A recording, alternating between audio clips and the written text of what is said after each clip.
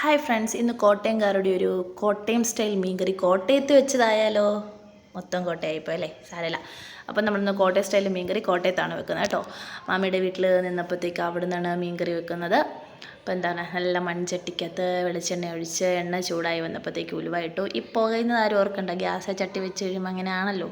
ഉലുവ മൂത്ത് വന്നപ്പോഴത്തേക്ക് അതിനകത്തോട്ട് കൊച്ചുള്ളിയും പച്ചമുളകും ഇഞ്ചിയും വെളുത്തുള്ളിയും എല്ലാം കൂടി ചതച്ച് ചേർത്തു, കറിവേപ്പില ഇട്ടു. പിന്നെ ഇതിനൊന്നും പ്രത്യേകിച്ച് ഒരു അളവ് പറയാൻ എനിക്കറിയത്തില്ല, കാരണം മാമിക്കെല്ലാം കൈയളവാണ്, കൈയളവ് വെച്ചിട്ടാണ് കറി വെക്കുന്നത്. അപ്പോൾ അതിനകത്തേക്ക് നമ്മൾ കാശ്മീരി ചില്ലി പൗഡറും സാദാ മുളക് പൊടിയും ചേർക്കുന്നുണ്ട്. നമ്മുടെ അവിടുത്തെ മീൻ കറിക്കൊക്കെ നല്ല എരിവുള്ള മീൻ കറിയാണ് വെക്കുന്നത്.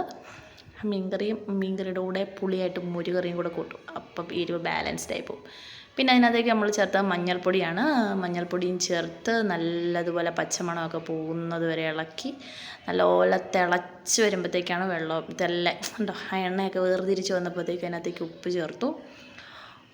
അപ്പം കുടംപുളി ഇട്ടിട്ടാണ് നമ്മൾ മീൻ കറി വെക്കുന്നത്. കുടംപുളി ഇട്ട് മീനിട്ട് വെച്ചിട്ട് അപ്പോൾ അത് തിളച്ച് കഴിഞ്ഞിട്ട് മീൻ കഷ്ണം ഇടാവുള്ളൂ.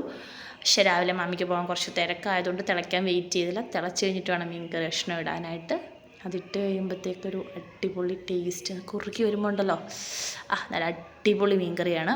അപ്പോൾ എല്ലാവരും ട്രൈ ചെയ്ത് നോക്കണം. ആർക്കെങ്കിലും ഡീറ്റെയിൽഡ് ആയിട്ടുള്ള റെസിപ്പി എന്തെങ്കിലും വേണം എന്നുണ്ടെങ്കിൽ നമുക്ക് കമൻറ്റ് ചെയ്താൽ മതി, നമ്മൾ റിപ്ലൈ തരുന്നതായിരിക്കും കേട്ടോ. പിന്നെ തൊട്ടിപ്പുറത്തിരിക്കുന്ന നമ്മുടെ രാവിലത്തെ കടലക്കറിയാണ്. രാവിലെ അപ്പവും കടലക്കറിയായിരുന്നു, അതിൻ്റെ ഒരു കടലക്കറിയാണ് ഇരിക്കുന്നത്. അപ്പോൾ നമ്മുടെ വീഡിയോ എല്ലാവർക്കും ഇഷ്ടപ്പെടുന്നുണ്ടെങ്കിൽ നമ്മുടെ ചാനൽ സബ്സ്ക്രൈബ് ചെയ്യുക, വീഡിയോസ് കാണാം. അപ്പോൾ ഇന്നത്തേക്ക് ഇത്രയേ ഉള്ളൂ. ബായ്.